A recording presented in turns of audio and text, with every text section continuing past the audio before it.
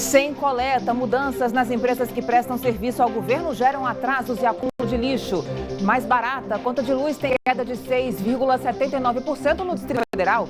Crise no PSL. Bolsonaro segue brigando com o partido que o elegeu e diz hoje que só quer transparência. Eu sou a Carolina Vilela e começa agora o Boa Cidade, primeira edição. Boa tarde para você, seja muito bem-vindo.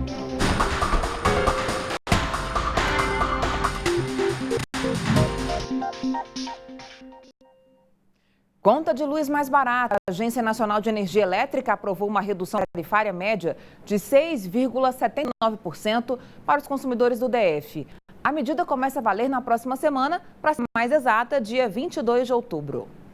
Para os consumidores atendidos em alta tensão, como é o caso das indústrias, a redução será de 6,52%. Comércio e residências terão as tarifas reduzidas em 6,91%. Segundo a ANEEL, um dos motivos para a redução foi a aplicação das bandeiras tarifárias. Divididas em verde, amarela e vermelha, as cores impressas na conta de luz indicam se a energia ficará mais ou menos cara. Este mês, o adicional será menor, de R$ 1,50 para cada 100 kW consumidos. A gente tem a bandeira verde, quando os reservatórios estão cheios e existe folga para se gerar toda a energia que é necessária. A bandeira amarela significa que a situação não é tão confortável assim e é preciso ajudar a geração com as usinas térmicas. E a bandeira vermelha significa que existe uma restrição severa já nas hidrelétricas e é preciso completar essa energia que falta com as usinas térmicas, que são mais caras. Com o início do período chuvoso, as reservas das bacias aumentam, o que significa uma trégua para o bolso do consumidor. Já houve sinais de que está começando a chover bem, então as hidrelétricas já estão se recuperando e esse é o principal motivo da bandeira ser reduzida para amarela. Júnior é dono de um salão de beleza e gasta em média 1.000 kW por mês com o uso de ar-condicionado, aquecedores de água, secador de cabelo e luzes. Ele espera conseguir uma boa economia com a mudança da bandeira. Com essa nova de vermelha para amarela, né, eu acredito que vai dar uma redução. Eu aposto, estou esperando as próximas contas para ver se realmente está lá o nosso desconto lá, que a gente vai tentar reduzir o máximo também para economizar. Nesta padaria, o gasto é ainda maior. Internet, fornos elétricos, fritadeiras e vários freezers. O gerente estima uma média mensal de R$ 6.000 na conta de luz. A esperança é a mesma, que com a nova bandeira as coisas fiquem um pouco mais fáceis.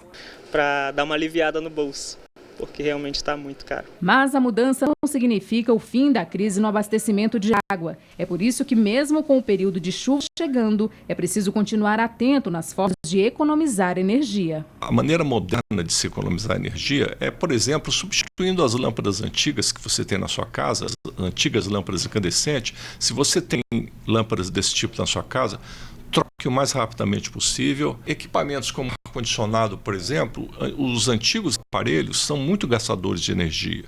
Então, se no momento que for possível, aposente o seu antigo aparelho de ar-condicionado, a sua antiga geladeira e troque por novas, que são mais eficientes. A bandeira do mês de novembro será anunciada pela ANEEL no dia 25 deste mês. Então, esse é o assunto para o Cláudio Humberto. Boa tarde, Cláudio Humberto. Boa tarde, então, Carol. A ANEEL diminui, aumenta, então fica essa... Mas é uma boa notícia, pelo menos, agora, A notícia é ótima, né? Redução de despesas é sempre mais... Olha, é uma pena que isso vai durar muito pouco tempo, né? A lógica que prevalece nos governos, desde Fernando Henrique Cardoso até agora, é privilegiar as termoelétricas. Por quê? As termoelétricas foram criadas no Brasil, foram instaladas no Brasil a partir do apagão que aconteceu no governo de Fernando Henrique. E eram para ser provisórias, era para funcionar somente por um determinado período. Só que as termoelétricas foram muito bem remuneradas pela energia que gera, energia caríssima. É isso que acabou levando a Anatel a criar a tal da bandeira vermelha, para remunerar esses grupos empresariais riquíssimos que ficaram ainda mais ricos e poderosos e principalmente influentes. E com isso o governo acabou desistindo de estimular o surgimento de todas as outras formas de energia. Agora, por exemplo, a ANEEL, que está claramente a serviço dos interesses desses grupos empresariais, e não do cidadão, não do consumidor, resolveu rediscutir, imagine, as regras que ainda são muito restritivas, que estimula a instalação nas residências, nas empresas de geração de energia fotovoltaica, de energia solar. Eles querem taxar quem fez essa opção. Eles estão querendo tornar isso mais caro, exatamente a serviço das empresas termoelétricas, das hidrelétricas, das distribuidoras de energia, e pode ferir de morte uma alternativa tão interessante, tão barata e tão amiga da natureza como é a energia fotovoltaica. E aí a gente volta para aquele dito clichê, quem sempre paga é o consumidor, né? A gente só vê, as pessoas falam, tem que economizar, tem que trocar lâmpada, tem que trocar a geladeira. Ficam falando o que é que o cidadão, o consumidor tem que fazer. A parte deles, eles não cumprem, né? Como, por exemplo, investir em energia eólica, são energias renováveis, limpas, não é? Amigas do meio ambiente e que precisam, estas sim, de políticas públicas e não esses ricaços aí, esses magnatas das termoelétricas. Olha, o GDF conseguiu derrubar na justiça uma liminar de quase 15 anos que impedia obras em Arniqueira. Agora o governo tem um mês para começar uma série de obras de infraestrutura. A decisão judicial chega no mesmo mês que a cidade virou oficialmente uma região administrativa. A Arniqueira tem hoje 45 mil moradores. Agora o IBRAM, Terracap, SEG e CAESB poderão fazer as implementações necessárias de infraestrutura e recuperação de danos ambientais. O governo do Distrito Federal precisava dessa decisão da Justiça para começar os trabalhos, já que o andamento de uma ação civil pública impedia que os projetos fossem executados ali. A ação que questionava a ocupação irregular na região tramitava na Justiça Federal desde antes do início do processo de regularização. Mas na decisão publicada ontem, o juiz entendeu que as obras de urbanização atendem a um interesse de preservação e recomposição ambiental. Com isso, a partir de agora, os moradores de Arniqueira vão receber investimentos em infraestrutura e ampliação de serviços públicos. A crise no PSL parece não ter fim.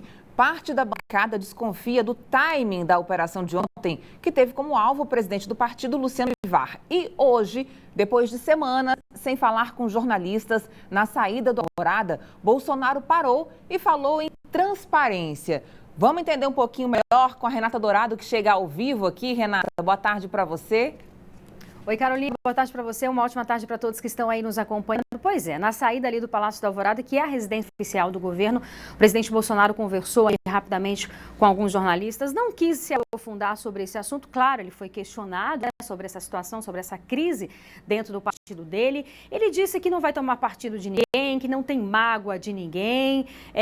Na verdade, disse que é muito grato ao PSL, ao partido dele, o partido que o elegeu, mas mais uma vez falou sobre a transparência das contas do partido. Segundo ele, o partido recebe por mês algo em torno de 8 milhões de reais de recursos públicos e nada mais justo que esse dinheiro que seja esclarecido, né, para onde que esse dinheiro está indo. Mas a gente vem acompanhando aqui nesses últimos dias essa crise interna dentro do partido do presidente da República. Ele, inclusive, já cogitou e cogita a possibilidade de sair do partido, levar com ele algumas dezenas de parlamentares, algo em torno de 20 parlamentares.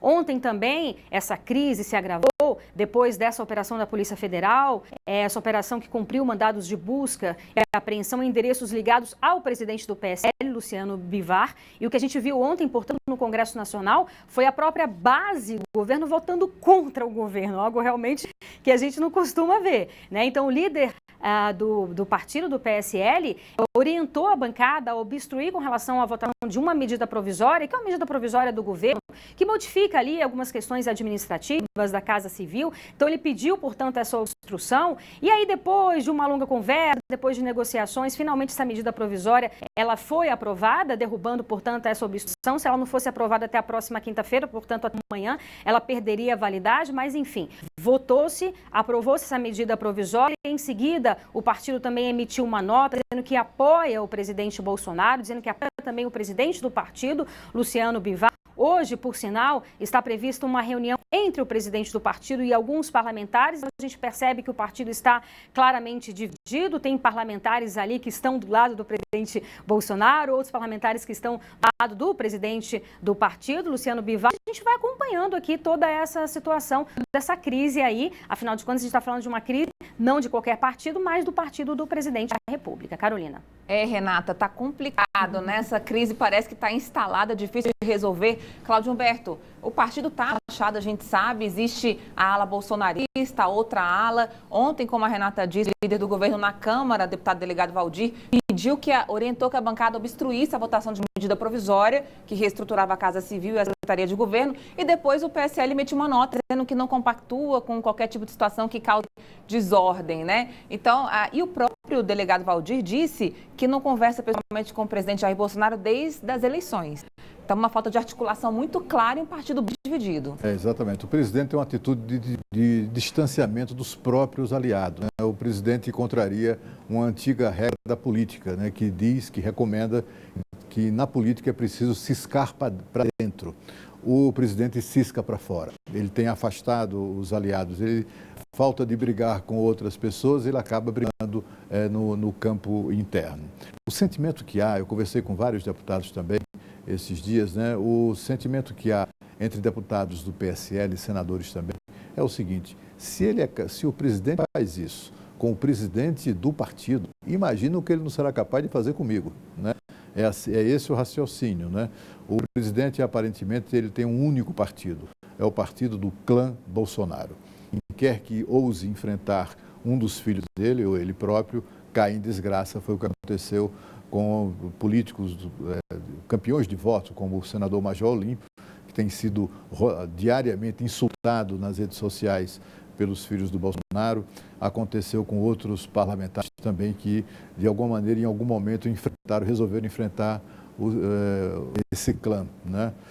O fato é que o que está por trás do pano de fundo, né, de toda essa briga pelo controle do PSL é a fabulosa quantia em dinheiro público do fundo eleitoral e do fundo partidário, que em 2020 representa alguma coisa em torno de 360 milhões de reais. É muito dinheiro. E a turma está muito excitada com tudo isso. Obrigada, Cláudio Humberto. Acidente grave hoje de manhã no Eixão Sul. Um motociclista de 25 anos teve traumatismo craniano e uma parada cardiorrespiratória.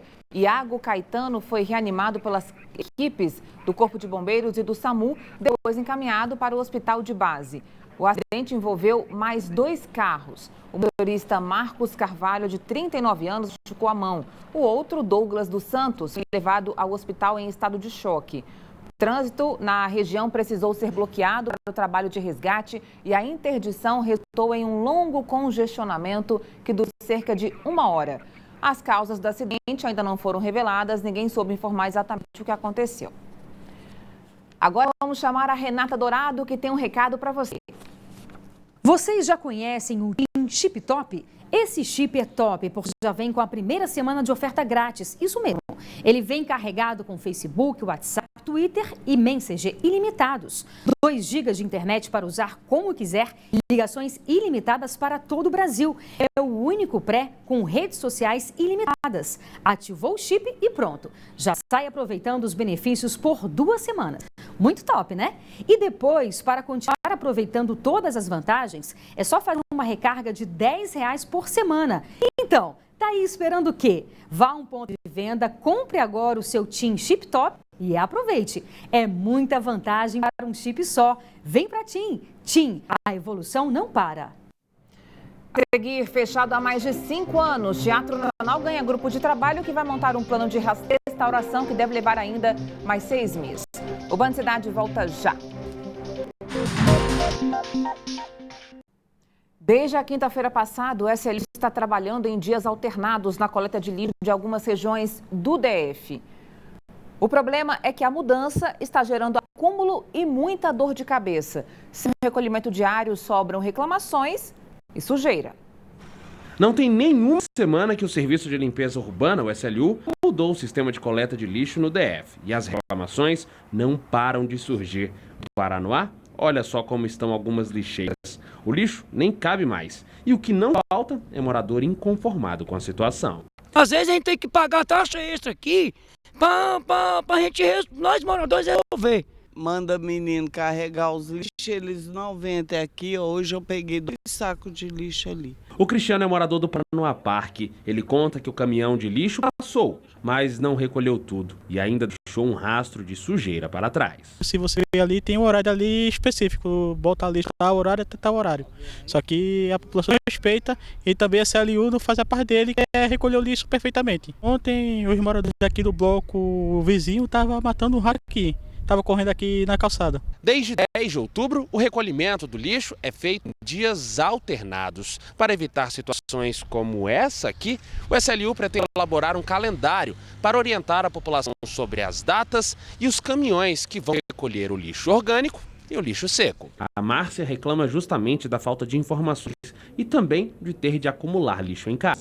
O apartamento já é pequeno, você ficar acumulando lixo em casa, né? Se coloca na lixeira, atrai bichos, né, insetos, então acho que tinha que ser diário mesmo. No Itapu, nós até vimos uma equipe recolhendo material, mas a situação é bem parecida com a da cidade vizinha. Lixo acumulado no chão e nas lixeiras, o que já virou rotina por aqui. As calçadas estão cheias para baixo e para dentro aí, ó. Tudo dia, as calçadas estão cheias, as calçadas. A nossa equipe recebeu pelo WhatsApp da Band imagens da situação em outras cidades. Na Ceilândia e no Sol Nascente, as lixeiras também estão abarrotadas. O novo modelo de coleta tem gerado polêmica desde o primeiro dia, quando os garis decidiram protestar contra demissões que teriam ocorrido durante a troca das empresas responsáveis pelo serviço. Quando você pensa que a troca vem para trazer melhorias, olha aí, em nota, o SLU disse que devido às mudanças recentes das rotas, as novas empresas ainda estão se adequando para que o serviço seja prestado com eficiência. O morador pode acompanhar os dias e horários da coleta pelo site slu.df.gov.br. E as reclamações também podem ser feitas pelo telefone 162.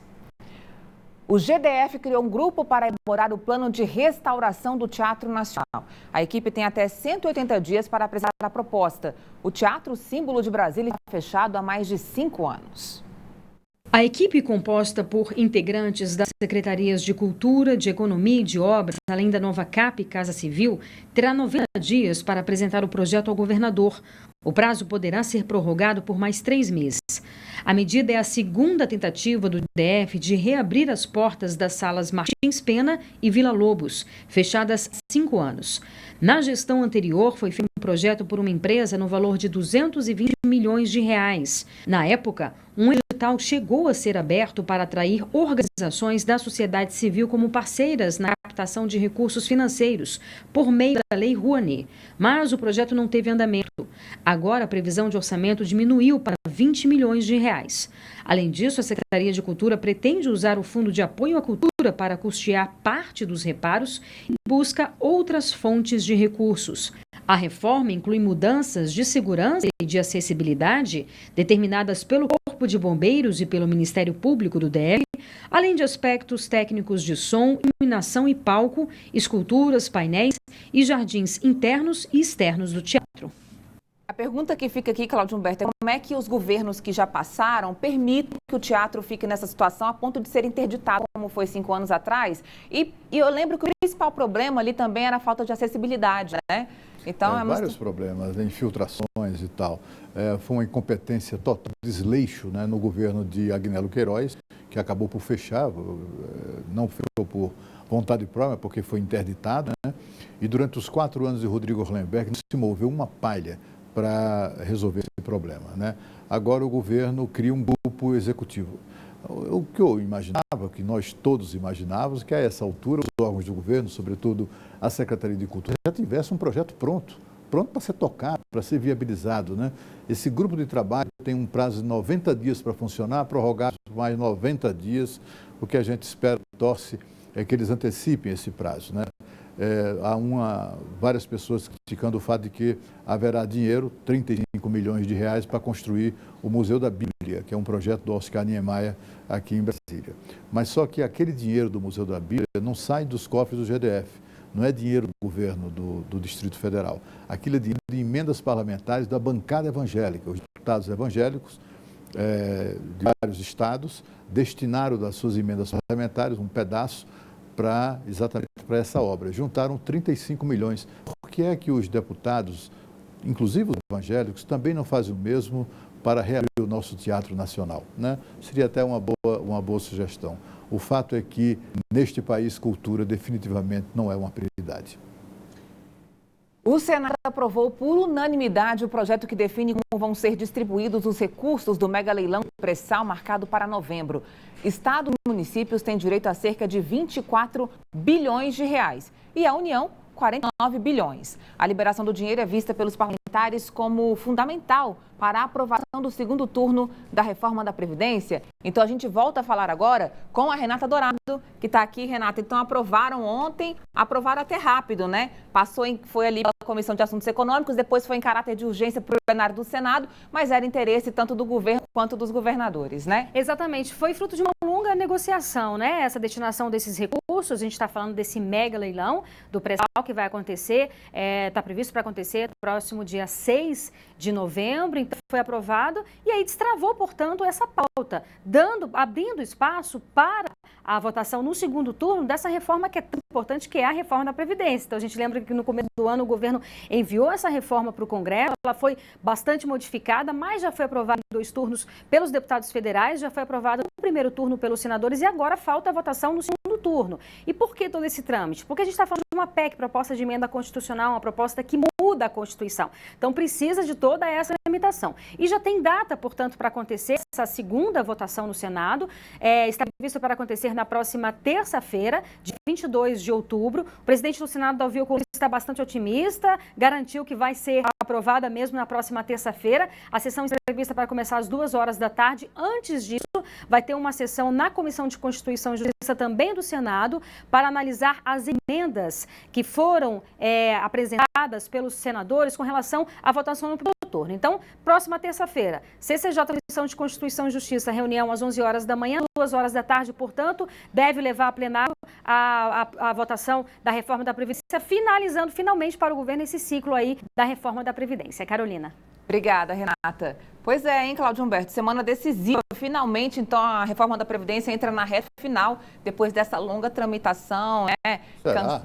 É o que a gente imagina, né? Exatamente. Imagina, Carol, se aparece daqui até terça-feira alguma nova chantagem feita. Olha, só vamos votar agora depois de aprovar isso ou aquilo, né? Como aconteceu com a partilha aí do pré-sal.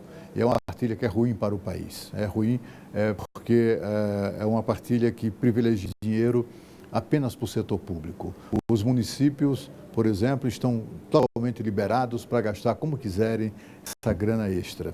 E por que foi que isso aconteceu? Porque o ano que vem é ano de eleição municipal. Então, os prefeitos terão dinheiro em caixa para gastar, sabe-se lá como. Um dinheiro que deveria, na verdade, ser empregado em investimentos em benefício da população. População cuja maioria esmagadora, mais de 95%, não está no setor público. É gente que sustenta o setor público. Mas você vê que o dinheiro é para resolver esses problemas lá do setor público. Os estados, a única obrigação que eles têm é de resolver o problema da previdência dos servidores. Novamente, o dinheiro não vai ser usado em benefício do conjunto da população, da maioria da população, mas sim de um pequeno setor, digamos assim, da sociedade, que é o setor público. É um mau acordo para o país. Mas, enfim, a gente espera pelo menos que esses políticos tenham juízo na hora de gastar esse dinheiro. Obrigada, Humberto. A seguir, há pouco mais de 2 semanas do exame, MEC divulga locais de prova do Enem. O Band Cidade volta daqui a pouquinho, hein? Até já. Enem 2019, os locais de provas do Exame Nacional do Ensino Médio já podem ser consultados. A informação deve ser acessada no aplicativo ou no portal enem.inep.gov.br/participante. As provas acontecem nos dias 3 e 10 de novembro. A edição deste ano vem com novidade. Até os lanches dos candidatos serão revistados. Aqui no DF, mais de 95 mil candidatos vão fazer a prova. E Brasília recebe até o próximo domingo a Copa Brasil de Vela e a Copa Brasil de Vela Jovem. As competições vão ter a participação de 120 atletas. Primeiras horas da manhã, biruta caída e barcos em terra. Isso quer dizer que um dos principais personagens da regata não apareceu, o vento. E aí fica todo mundo aqui esperando ele dar o ar à graça. Eis que ele apareceu para a alegria dos velejadores. A gente está falando de grandes atletas que desembarcaram no Lago Paranoá para a Copa Brasil de Vela. O Henrique Haddad, que acabou de ser campeão mundial em Ilhabela, São Paulo, é um deles. Apesar de ser estreante nas águas brasilienses, ele é dos favoritos da categoria. Dois campeonatos completamente diferentes, né? Lá numa outra classe, um outro barco, uma outra experiência. Com vento, né? Aqui a gente sabe que provavelmente vai ter pouco vento, dependendo do dia.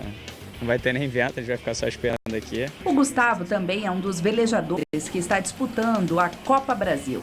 Ele, que é campeão mundial júnior, diz que uma das maiores dificuldades de velejar em Brasília é aquele cara que a gente estava esperando pela manhã, o vento, mas que é compensado pela estrutura e as águas do Lago Paranoá. O clube aqui, a infraestrutura é sensacional, a água, todo o apoio que eles dão para trazer o campeonato para cá.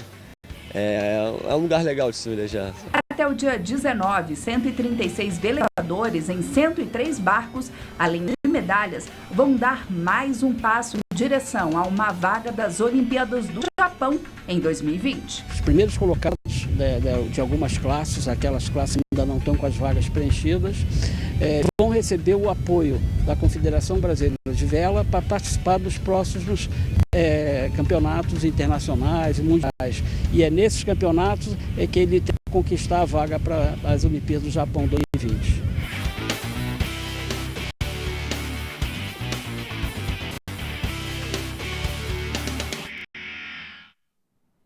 A Copa Brasil de Vela acontece até sábado. Mais informações no site iateclubedebrasilia.com.br.